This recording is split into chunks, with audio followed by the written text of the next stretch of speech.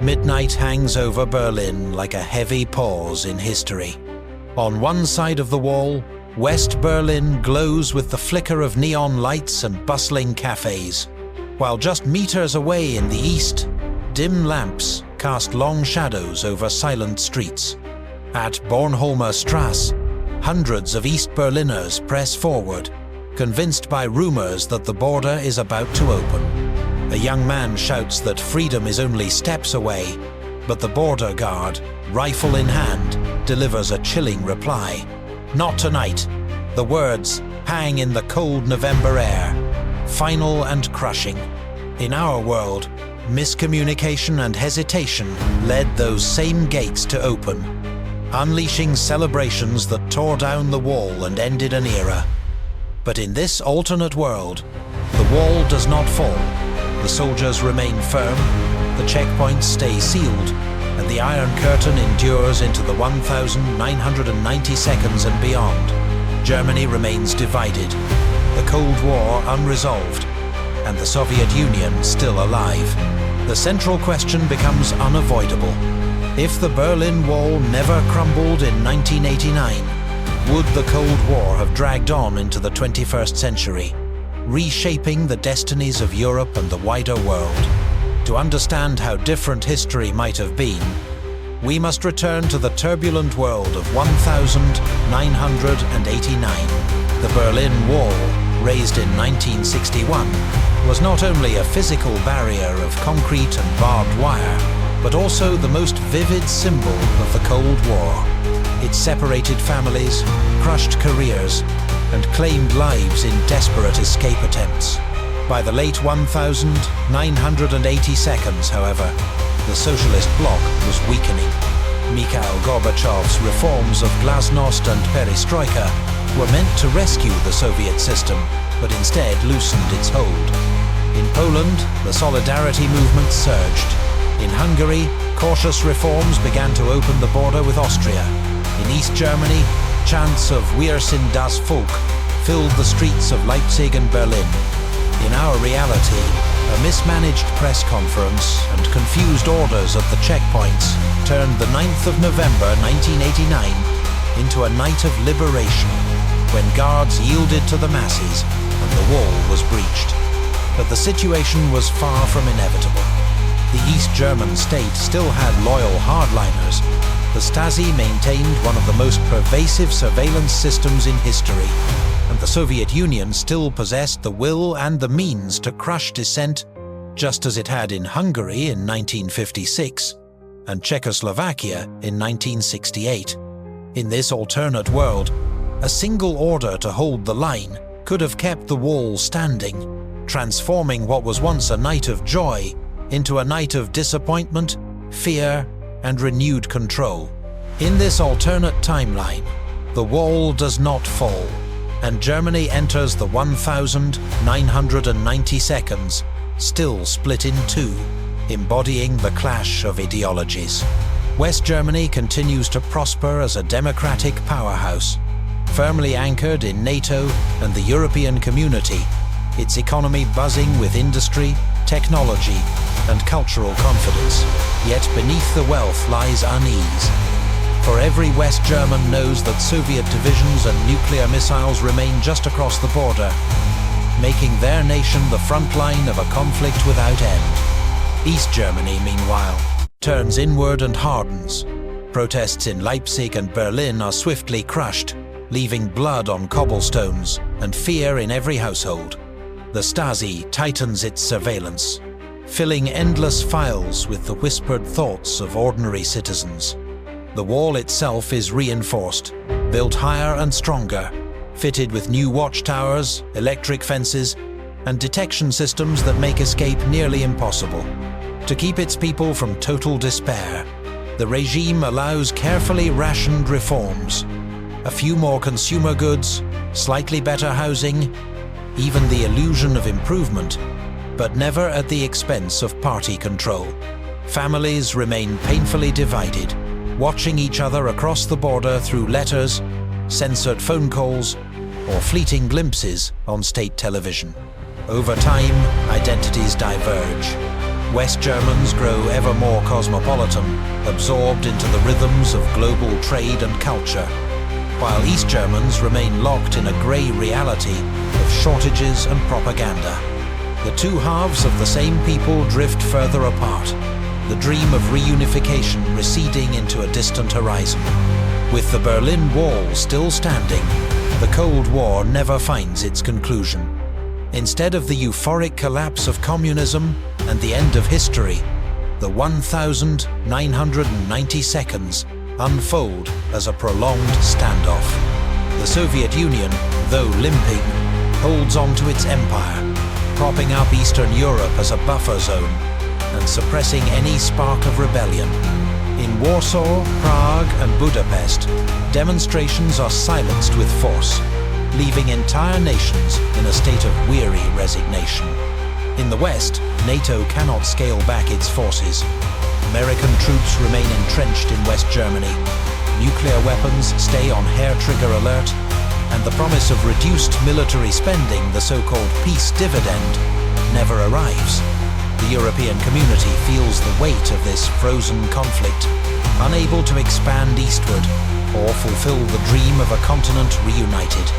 Globalization surges through the West, but the Iron Curtain blocks its reach, cutting Eastern Europe off from the accelerating revolution of trade, culture and technology. And in the skies above, the shadow of nuclear confrontation lingers. For Germany remains the central battlefield in waiting, where one mistake could ignite World War III. The world watches the heart of Europe with a tense awareness that nothing is settled, that the Cold War has not ended, but instead hardened into a permanent condition. In this alternate world, the Soviet Union staggers past 1,991 intact, never suffering the dramatic collapse that in our reality redrew the map of Europe. Instead of the red flag coming down over the Kremlin and 15 republics breaking away, the USSR remains a single brittle empire. Its economy sinks deeper into stagnation, with empty shelves, long queues, and black market dealings becoming everyday life. Yet the state manages to keep just enough resources flowing to prevent total collapse. Gorbachev's cautious reforms may falter, and in his place, hardliners could seize power, determined to preserve socialism at any cost. They would tolerate no independence movements, ensuring that Ukraine, the Baltic states, Georgia and Central Asia remain under Moscow's grip. Dissent is crushed, nationalist hopes are forced underground, and the dream of sovereignty is delayed for another generation. Globally, the Cold War stretches into the new millennium. NATO still faces its enemy across the Iron Curtain, and the United States cannot claim unipolar dominance. The technological revolution that transforms the West in the 1,990 seconds, with the rise of the internet and global connectivity, is stifled in the East, where a heavily censored state intranet replaces open access to information. By the year 2000, the Soviet Union still exists, weary but unbroken, a nuclear-armed giant lumbering into the 21st century. The world stands divided, caught between two systems, neither willing to yield, both struggling to endure. For the West, the absence of the wall's collapse changes the spirit of an entire era. In our timeline, the 1,990 seconds were marked by celebration, the belief that democracy had triumphed and that a unipolar world led by the United States had arrived. But in this alternate history, no such moment ever comes. America remains on permanent alert, its armies entrenched in West Germany, its nuclear arsenal modernized year after year, its intelligence networks sprawling in size. There is no peace dividend, no reduction of defense spending, because the Soviet Union still stands as an implacable rival. Western Europe, too, feels the strain. The dream of a European Union stretching from Lisbon to Warsaw is postponed indefinitely. blocked by the iron barrier that still bisects the continent, West Germany shoulders the heaviest burden, spending fortunes to maintain its role as NATO's forward shield, rather than channeling its resources into reunification or broader integration. Globalization unfolds, but only on one side of the curtain. The internet, free markets, and cultural exchange sweep through the West, yet they cannot cross into the East, leaving half the continent trapped in isolation. And culturally, the mood is darker. Instead of celebrating the end of history, Western films, books, and music reflect an age still haunted by the possibility of nuclear war, still defined by espionage, rivalry, and the sense that victory remains uncertain. In this divided world, democracy does not feel inevitable, but fragile, always in contest, always overshadowed by the unfinished struggle with communism. The persistence of the Cold War reshapes not only Europe, but the entire global order. In China, economic reforms still move forward, yet without the collapse of the Soviet Union to tilt the balance, Beijing's rise is slower and more cautious. Rather than surging into global markets unopposed, China must navigate between Washington and Moscow, careful not to be swallowed by either camp, and as a result, its transformation into the world's factory takes longer to unfold. In the Middle East, the region remains a volatile chessboard, with Moscow continuing to back regimes hostile to US interests, while America deepens its reliance on allies like Israel and Saudi Arabia. Conflicts that in our world might have burned out instead become prolonged proxy wars, fueled by superpower competition. In Africa, the Cold War never ends, and civil wars in Angola, Ethiopia, and beyond drag on with renewed brutality as both sides continue to arm their chosen factions. Development stalls as aid is weaponized, offered not for growth, but for loyalty. Latin America too feels the weight of this frozen rivalry. Cuba endures as a symbol of socialist defiance, and leftist guerrilla movements across Central and South America survive longer with Soviet support, while the United States responds with harsher interventions to protect its influence. The global South as a whole suffers from this unending struggle, forced to choose between Moscow and Washington instead of charting independent futures. By the dawn of the new millennium, the Cold War has left the world more fractured than ever, divided not only by ideology, but by the stunted opportunities of nations trapped between two immovable powers.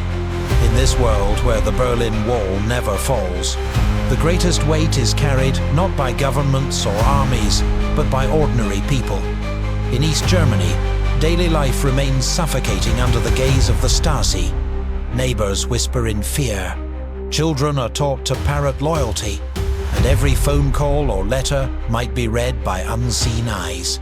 The small improvements allowed by the regime, a few new appliances, slightly better housing, are little more than crumbs meant to pacify a restless population.